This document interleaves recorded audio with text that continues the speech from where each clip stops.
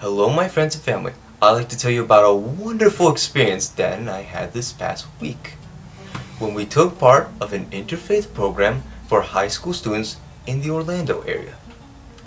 The goal of the program is to create an environment for teenagers of different faiths to not only learn from each other, but build a relationship with other teenagers who believe and worship differently.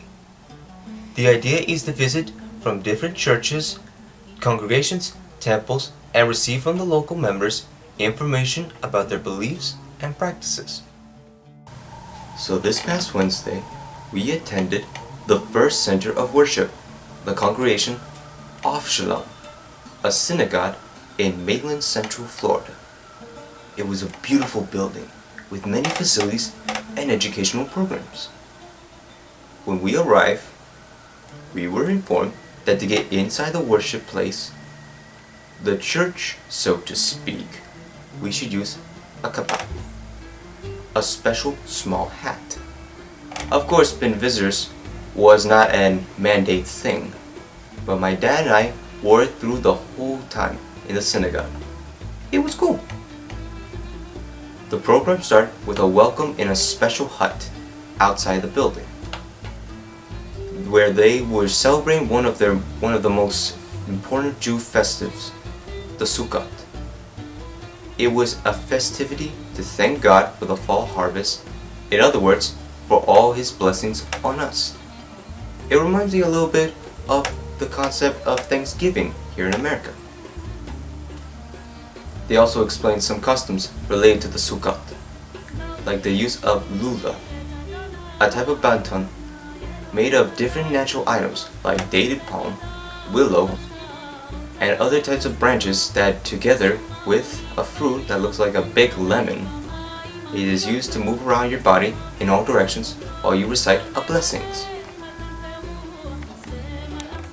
After that, we have offered a wonderful meal, and after the meal, a tour of the worship place, where one of the rabbi explained some fundamental ideas about Judaism and showed us the collection of Torah scrolls that belong to the congregation.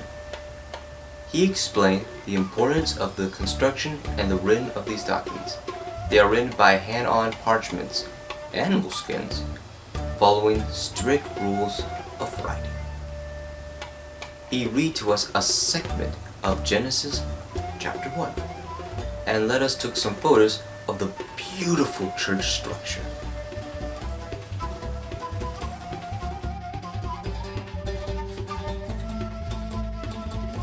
A particular melody, which actually comes from the 9th century or so, when marks were added so we could remember where all the punctuation was.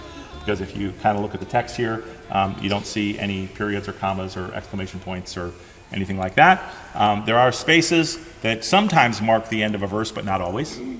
The spaces, by the way, are part of the rules. Those spaces will appear in the same place in the text in every Torah scroll, everywhere. All right?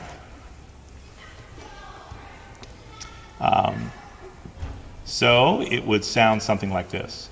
Reshit bara Elohim et hashamayim v'et haaretz, v'haaretz hayta tohu vavohu, v'choshech al pnei tehom, v'ruach Elohim merachefet al pnei hamayim, v'yomer Elohim yehi or, v'yi or, v'yar Elohim et haor ki tov, v'yavdel Elohim ben haor v'ben hachoshech, ויקרא אלוהים לאור יום ולחושך קרא לילה ויערב ויבוקר יום אחד.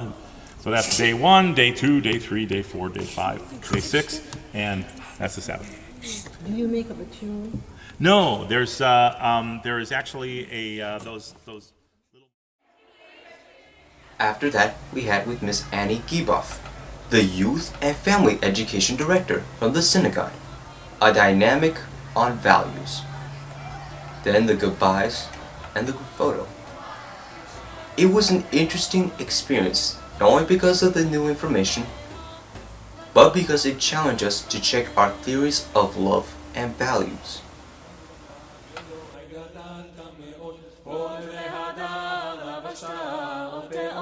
ושלמה, נוטה שמיים כלילה, הקרא במים עליותיו, הסמבים רכובו, המעלה. The next center of worship will be our own church, Market Woods. So please be there to welcome our new friends. Bye-bye.